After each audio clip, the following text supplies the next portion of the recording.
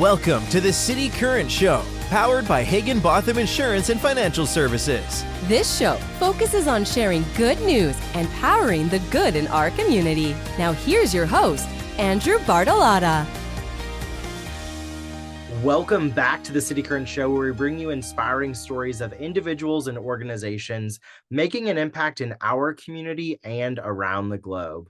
I'm your host, Andrew Bartolotta, and today we're thrilled to have Stephen Green, the Chief Development Officer for Agape Child and Family Services.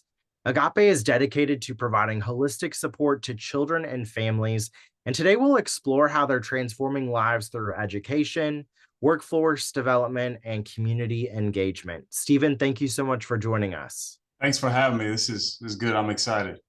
Of course. Okay, so let's kick it off with, give us an overview for those who may not be aware. What is the mission of Agape Child and Family Services? Yeah, so Agape has been around since 1970. We started off as specifically a foster care and adoption organization in the heart of Memphis. But now for us, it is about, healthy homes for children and families. And how do we do that holistically and through Christ to provide healthy homes for children and families here in Memphis? Stephen, talk about your upcoming Faith Family Festival, June 29th at Shelby Farms Park. Talk about its mission and what to expect. Yeah, so this is the third year that we will have this festival. It was birthed out of the vision to bring two communities that are divided, especially communities of faith. So Black churches, white churches, and how can we strategically be a bridge to those that don't worship or live together on a daily basis. And that's what the Faith Family Festival is. And it's strategically in between Juneteenth and the 4th of July. So it's bringing communities together to celebrate. Like I grew up going to church picnics, and that we're in that same mindset of how can we get churches together to fellowship and to worship God all together on this day. And it's a free event. You don't have to pay anything. Only thing you have to pay if you want to eat at a food truck. But we're going to have artists from all over, from Memphis, and then our main entertainer, a guy by the name of Andy Mineo, will be coming in town. So we are excited for this event. It's going to be fun. Absolutely. Everyone loves a good church picnic. And so to be able to bring multi-faiths together from all walks of life to the beautiful space at Shelby Farms Park from 2 to 6 p.m. on June 29th will be such a fun way to gather the community together and celebrate not only the work of Agape Child and Family Services, but also the work of the entire church community within itself. What role does the Memphis faith community play in supporting Agape's initiatives? And then how does the Faith Family Festival strengthen these relationships? So it's huge. So a part of our delivery model is to be in the communities. We're in Fraser, some in Raleigh, Whitehaven, and Hickory Hill. And it's okay, we have offices and churches in those neighborhoods. So it is a huge part of what we do. And even for the Faith Family Festival, we have, as of today, 30 churches that have tents. So we have it set up where churches can have tents on the lawn, and we have food. And it's a huge part of our DNA of the churches being the center. I mean, you even look at the civil rights movement, and a lot of the meetings happen at the church, and the church is the center of the neighborhoods. So how can we be a part of the church and provide resources for that church to do, to deepen their ministry in that community? And the Faith Family Festival brings everybody. You will have white churches, Black churches, Hispanic churches. Everybody will come together just to fellowship on that day. Let's kick it off with workforce development. Can you explain why your workforce development initiatives are so crucial for the communities you serve, and then explain some of those initiatives? So in Memphis, a lot of people will say, hey, there's a crime problem. But a lot of issues with crime can be dealt with putting people to work, because a lot of people commit crimes to survive. So for us, our workforce development initiatives help people have a more sustainable life, make more money, because now, there's something out there called the benefits cliff.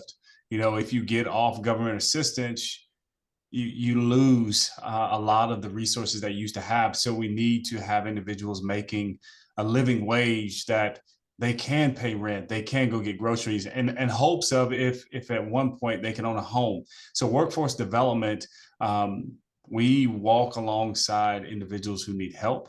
We provide them with training, with upskilling. We can say, hey, we can start you off here at $12 an hour and then have a goal of getting you to $17 or $20 an hour with different certifications. So that is where, we really see the impact of these families and everything going on. Well, and achieving economic stability and self-sufficiency is so important. And like you said, when they get off government assistance, it truly is a cliff where they have to figure out a multitude of things to be able to not only get them career ready, but to get into the workplace and to have a service and initiatives like Agape to be able to provide some workforce development is so crucial. Not only workforce development, but education is a huge key when it comes to your services. Talk about your education initiatives on how you support children and families and some of those key programs. Yeah, so the one program that I would say a lot of people don't know we have a birth to kindergarten program, which is Thrive by Five. So in Tennessee, well, I say Memphis specifically, before COVID, I think it was 60% or somewhere of third graders that were not at grade reading level. So this initiative was kind of birthed out of that. And even people, we don't have the numbers now, but we see there's a great need to help students learn how to read and to be ready, kindergarten ready. So that's what Thrive by Five does. It teaches the parents just different ways how to be their first educators. And we've seen just great progress with students going to kindergarten that have been a part of our Thrive by Five program. And we're in 17 schools in Shelby County, Memphis, Shelby County. And we go in, we provide, mentors. We do something called Check and Connect. So we interact with students at least 4 times a month. And so our STARS connectors will have a caseload of 28 students, and it's going, checking in, say, hey, how's it going at home? How's it going in class? And that is referral basis. So a lot of the teachers or principals or administrators refer students to us, and we're there in the schools helping support them, because a huge thing is for them is attendance and graduation. So if they're not attending school, hey, what's going on at home? Do you need food? Do you not have a home? What's going, how can we help you? And if it's tutoring, we can provide that. And then also, we want to help you graduate, and then even life after graduation. So it's education is key for us. It is key, and I love the mentorship approach because having someone that you can ask questions to or have along the way is important for success, and knowing that you're in it and better together. Speaking of better together, you employ this 2-generation approach in your programs. Explain what this means and why it's effective in helping families. I think it's very unique approach to it. Yeah, it is. So a few years ago, I guess across the country, it changed. It used to be like whole family, but now it's 2 generations. How can we move 2 generations out of poverty at the same time? So in Memphis, we don't have a shortage of nonprofits or ministries, but some of it, the older adults or just adults would say, hey, it's more so focused on the kids and not adults. But for us, it is, how can we take the children and the parents at the same time out of poverty? So we're providing the preventative services and different things to help with the youth, but then also with the parents current now. So you have the workforce development for like the high school kids and for adults. How can we move them both 2 generations out? And it's wraparound services. So it's housing. We have a counseling department. We can do rental assistance. We can do grocery assistance. We're in the schools. So it is. So when you say 2-gen, it's a lot of services to help move families to a more sustainable way of living. I love that approach, and like you said, moving from the whole family model to this 2-generation sort of framework, I think is a new way of looking at it, and a great way to not only look at ways to bridge the gap between some of those social services that are for only one set of Mhm. target audience to do it for the entire family. And so let's talk about, because Agape Child and Family Services is doing so many for those that they impact. As Chief Development Officer, talk about ways that the corporate community can and individuals can support your organization. Yeah, and this will be kind of a pitch for Agape and for other nonprofits as well as volunteers. There is a shortage of volunteers. Of course, everybody needs funds. That's what everybody's going to say. But even from our standpoint, we need mentors. We need mentors for these kids, especially these young Black males. We need volunteers to help us carry this load, and that is by far the greatest need for Agape and for organizations in Memphis and Shelby County. It is, we need people, and we need consistent.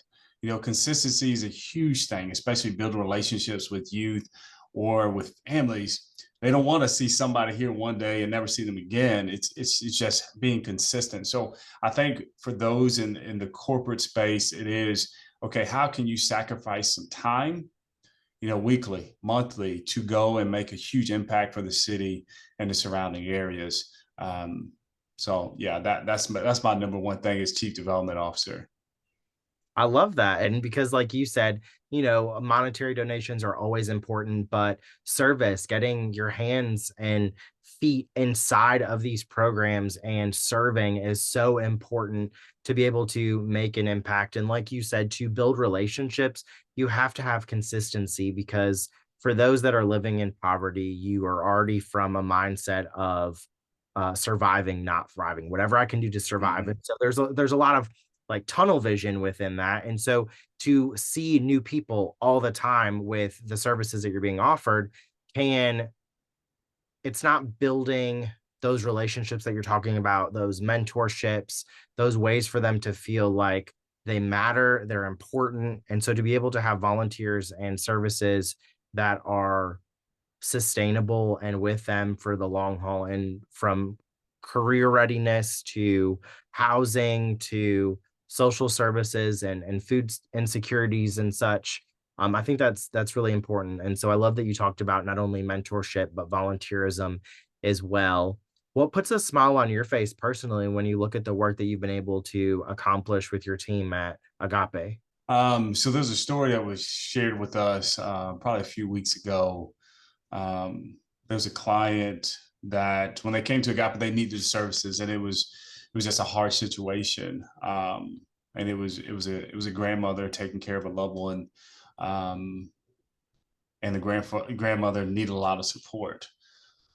Um, but the thing that happened, so the grandmother, that child graduated, and even the grandmother's at a position that she doesn't need Agape. So we were able to close out um, her case file because she's making enough, and it's not just making enough to pay rent. She's making enough that she has, rent for a few months. Like, and that is what keeps me coming back, that, we were able to help someone to get to a better way of living. And that's what it's all about. How many people can we help say, hey, Agape, I no longer need you. Thankful for you, but you guys have helped me get this far. So that is what helps me keep coming back and doing the work. I love that you shared that story, because I was going to ask about some of the people that you've impacted, some of the clients that have received services. And so for you to see that come to fruition in the work that you were doing, I'm sure is very fulfilling for you and your team, but also for the client and their family as well, to not only know what a savings account is, have a savings account, but a safety net after being in poverty for could be for generations, Mhm. is so great that Agape is being able to do that for multiple families every single day. Where can people go to learn more about Agape Child and Family Services and volunteer, donate, or maybe inquire about the services that you offer? Yeah, they can go to agapemeanslove.org. We're on LinkedIn, we're on Facebook and Instagram. You can find us there as well. And on the website, we have all the information, how to donate, volunteer, and on social media platforms, you can see things happening in action. And you can see all of it on those platforms. Well, Stephen, thank you so much for sharing Agape Child and Family Services' impactful work with us today. And we appreciate you coming on the show and powering the good in our community and around the globe. Well, thank you so much for having me.